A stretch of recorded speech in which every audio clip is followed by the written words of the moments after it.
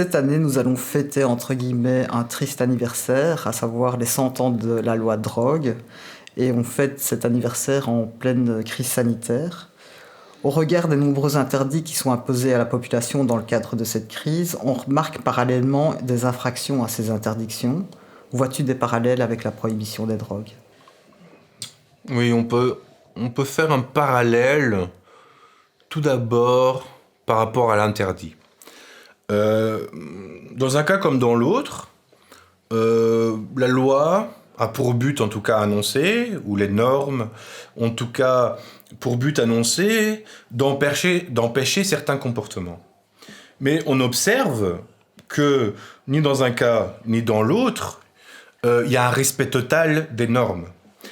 C'est parce que la loi n'a pas ce pouvoir-là, en fait. Et les normes construites n'ont pas forcément ce pouvoir-là de provoquer une adhésion totale à certains comportements.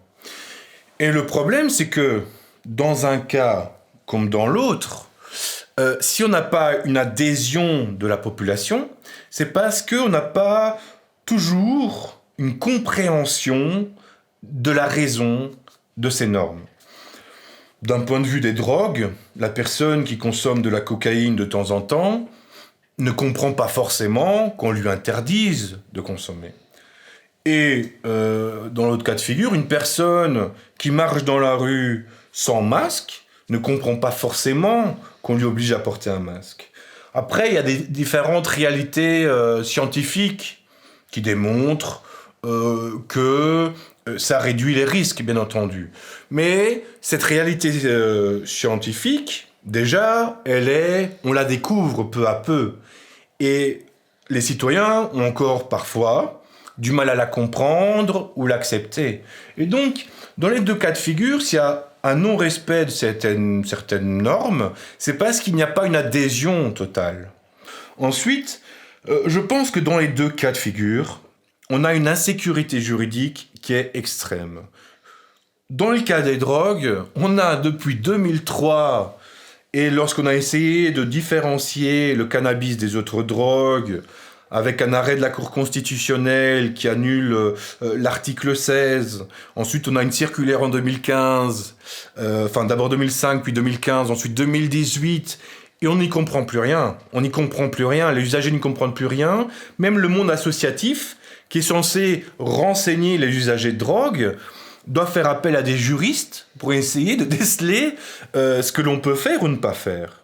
Et c'est pareil pour les normes dans le cas de la Covid. Les normes évoluent tellement rapidement, elles changent tellement rapidement qu'au bout du compte, on ne sait plus si on peut se mettre sur un banc avec un masque, sans masque, on ne sait plus quelle distance garder, etc.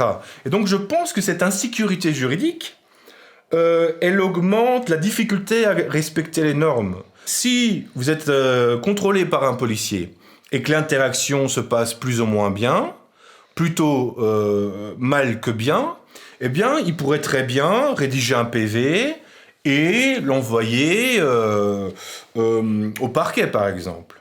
Par contre, si l'interaction se passe plutôt de manière bien heureuse, eh bien, le policier pourrait tout simplement confisquer la drogue et ne rien faire. Ou alors, il pourrait aussi rédiger un PV simplifié et simplement l'envoyer pour les statistiques policières.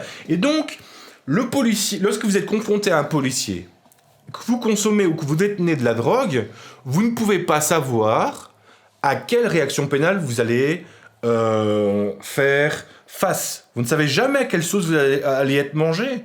Et pour le Covid, la Covid, c'est un peu pareil.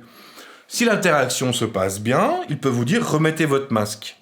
Si l'interaction se passe mal, il peut vous mettre une amende. Cela est compréhensible d'un point de vue sociologique, mais ça crée vraiment une réelle insécurité juridique. Lorsque la loi n'est pas respectée, la vision ou la visibilité de cette violation n'est pas la même pour tout le monde. C'est-à-dire que une personne qui consomme de la cocaïne dans son appartement, elle n'est pas visible pour le système pénal. Une personne qui se réunit chez elle à 5 ou 6 à l'intérieur, elle n'est pas visible pour le système pénal. Par contre, une personne qui consomme du cannabis dans la rue, parce qu'elle vit dans un petit appartement surpeuplé par la famille, etc., donc il est obligé, ou elle, de sortir dans la rue, là, il est visible pénalement. Et c'est pareil pour le confinement. Le confinement, des fois, on entend, on est tous dans le même bateau. C'est complètement faux. C'est complètement faux. Certaines personnes vivent le confinement dans des situations qui sont très rudes, dans des espaces très restreints. Et d'autres personnes vivent ce confinement dans des situations plus ou moins confortables. Et donc, le respect, la facilité du respect des normes n'est pas pareil pour les deux, pour différents groupes sociaux, et la visibilité de la violation des lois n'est pas le même selon les groupes sociaux, par exemple.